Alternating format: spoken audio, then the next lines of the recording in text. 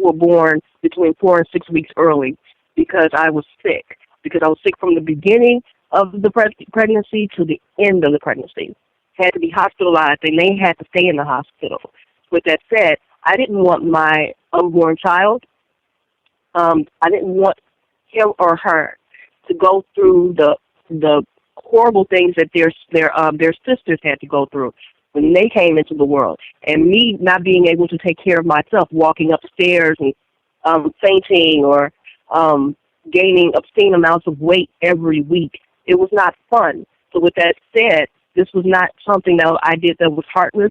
And no, Planned Parenthood was not on my mind when I made the decision. Nobody else was on my mind when I made the decision other than my health and making sure that I was here for my children.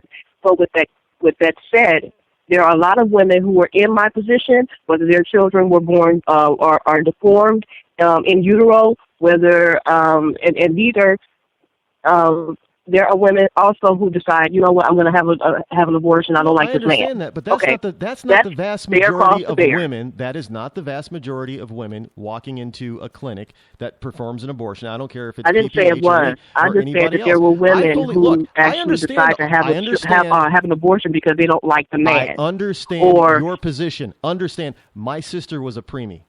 My youngest niece from my sister was an extreme preemie.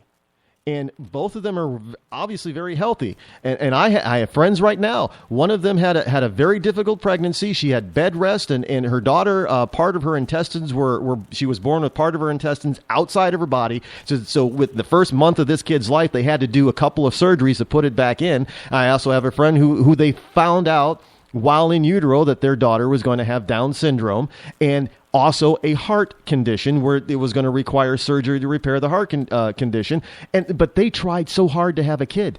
So this child was a blessing to them. Look, I understand that people have I'm not taking anybody's blessings away or saying that nobody deserves any blessings or anything like that. What I'm saying is that this is an individual choice. It has nothing to do with you. When it comes to your I didn't know who you were when I had my abortion. You didn't know me. So there was no way in the world that you could actually come into my life and tell me you shouldn't have this abortion. Okay. I don't know you. Hello. When it comes to the life of the mother, the health of the mother, severe health, life, especially if that mother has other children.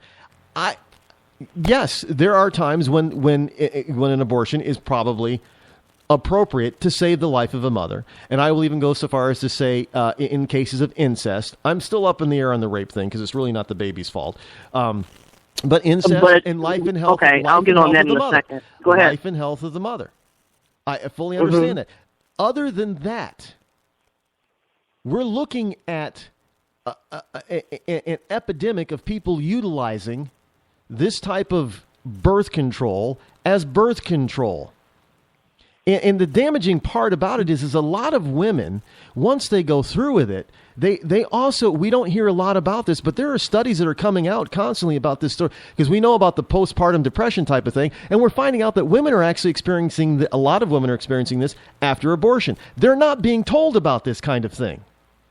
Now, I fully understand if you are going through... when your hormones actually dictate whether you're going to have postpartum depression or not. But you know what? You don't have postpartum depression when you're not pregnant. Post-abortion. When you haven't been pregnant. It's not just post-birth. They're having it post-abortion. They're not being told about those risks, period.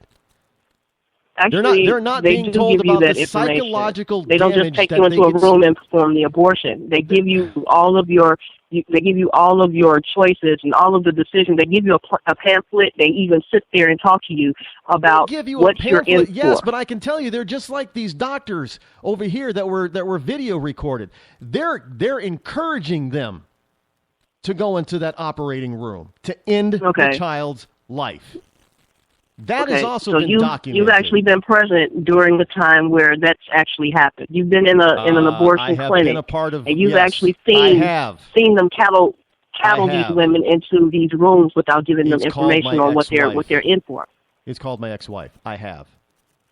I've experienced it. Okay, it's called my ex-wife. Oh, okay. I've experienced it. Uh-huh. I know what goes on in there. I do. Mm-hmm. Okay, so you know what goes on everywhere then. Look, if it's happening in one place, it's happening in other places. Don't tell. It's not. It's okay, not limited. Look. Okay. Yeah. Okay. So much for a liberal calling in and and just being wow, this is crazy. Yes, it is, and we need to stop it. We need to stop it. We need to stop the mass murder of black Americans. Period. We need to stop it. Okay, you know what? Then all of the white women and all of the Hispanic women, and I know you mentioned Asian. No, I wasn't even mentioning Asian people earlier. But all the Hispanic women and white women and black women need to get together and stop having abortions in that case, not just black women. Well, look, because if we all stop having black women... I am not going to argue with that. If somebody could say that we need to cut down on the number of abortions that we're having on an annual basis, I'm all for it.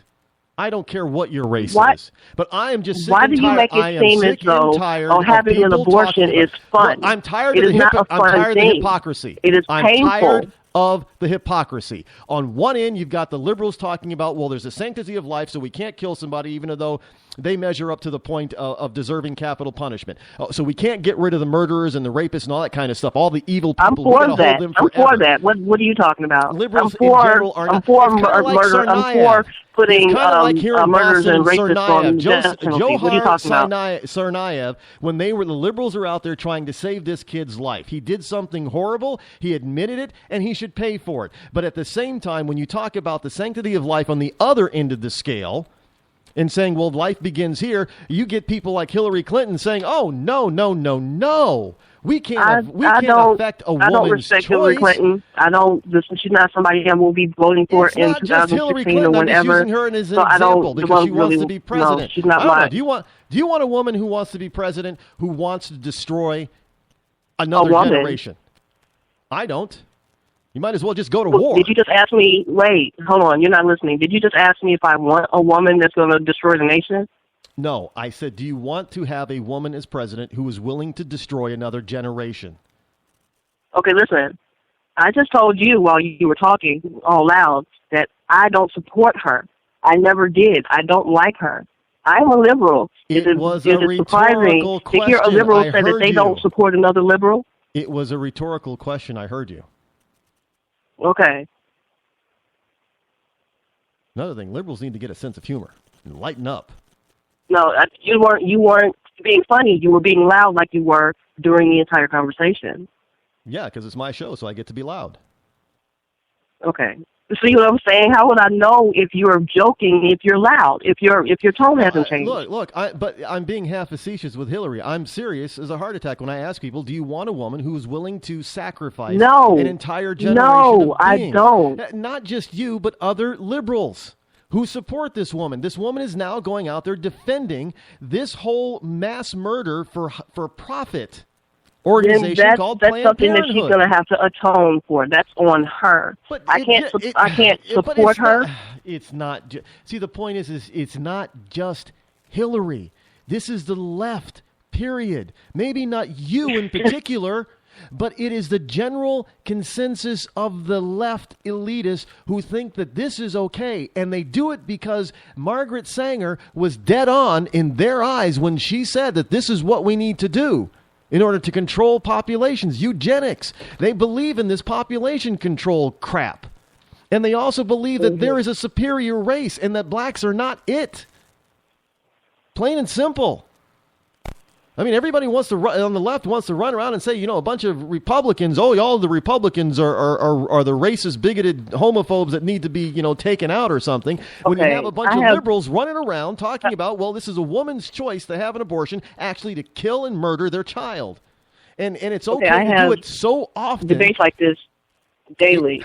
Nobody mentioned anybody being a racist or anything. I'm on the phone. I think I'm the only liberal here. I'm not sure if there's anybody else on your line. No, but you're missing the point. This is something that happens daily. Yeah, the Republicans are the racist, homophobic, bigoted party. When that's a bunch of BS. This is what the left is constantly saying. I mean, you got Al Sharpton running around saying it. You got Jesse Jackson running around saying, when you have people like Dr. Alveda King, the niece of Dr. Martin Luther King Jr., who I spoke to, who tell me it's just the opposite. Oh, so it's us that's racist, not you guys. It's the Democrats that are racist, not the Republicans. Okay. As the Democrats try to point the fingers at those of us who are well, not me, because I can't be a racist, neither can you because we're black. But we can be. I don't know what they call a you being funny there too. Well, no, I'm being look because you do know that there are black people who can be racist. No, they can't. And the reason, and look, I'm not trying to be funny. I'm trying to tell you that there were black leaders like Al Sharpton who've actually said on tape, for the record, that blacks cannot be racist. So when I say that we can't be racist, I'm quoting them. I'm not being funny. So you're being facetious again. Because I know you don't agree with Al Sharpton, and neither do I. I'm quoting what they said. I live down the street from Operation Push headquarters, Jesse Jackson. And Rainbow Coalition. I can tell you this. I'm sorry? The Rainbow Coalition. Yes, I know Reverend Jackson. Operation Push, yes. I don't know him. I think I met him one time when I was doing security at a play or something like that and shook his hand. But I don't have any respect for him. I don't have any respect for Al Sharpton, and I don't have any respect for whoever else you would probably mention, probably Louis Farrakhan. And I gotta ask you. I gotta ask you with all seriousness. Here we go. Go ahead. Are you sure you're a liberal? Why? Because I don't agree with all liberals. See, this is what I don't like. No. We're not allowed to be individual. I'm an individual. Either, but I am a conservative. But I gotta ask you before I'm anything, I am an individual. I don't have to kowtow to anybody. Not a Republican, not a Democrat, not an independent, not anybody. What? That sounds like a conservative. If I don't like somebody, that sounds like a conservative, not a liberal. That sounds like a conservative, not a liberal. I'm just saying. I'm sorry, but I will never be a conservative because conservatives are way too judgmental, and they love to conservatives until 1965. They love to talk about the black community and have never stepped foot in the black community. Oh my goodness, no! I think you got it backwards. It has been the Democrats that have been in charge of all this big, beautiful, wonderful welfare types. I see more crooked Democrats in the black community than I see more. Oh, we want to help the black community and to understand themselves. Republicans. Well, that's probably what you need to do, because otherwise, we're just going to continue to languish in ghettos when all these other ethnic groups, no matter who they are, seem to go through the ghetto, get out of the ghetto, and move on, and we're the only ones stuck there. I think we're smarter than that. Okay, I'm where I am right now. I mean, like I said, I'm kind of like midway. I'm not totally in the ghetto, but I'm around the area. So I'm around low-income people all the time. Low-income, my brothers and sisters around here are low-income people. They have Section 8. They're on, we have the baby mamas and the baby daddies. We have gang violence around here too. So with that said, a lot of the people who are in this neighborhood or around in the surrounding neighborhoods, they don't choose to be there. They're suffering from some kind of generational curse where their parents and their parents have not come up to that point, and they didn't teach them anything because they didn't know any better. Wonderful caller, but I do have to run because it is the end of the show. But you know what? Feel free to call in again anytime. Call in tomorrow. We're going to continue our conversation. Until then. Maybe. Thank you. I'm Rod Eccles. This has been the Rod Eccles Show. Have a wonderful night. I'm out.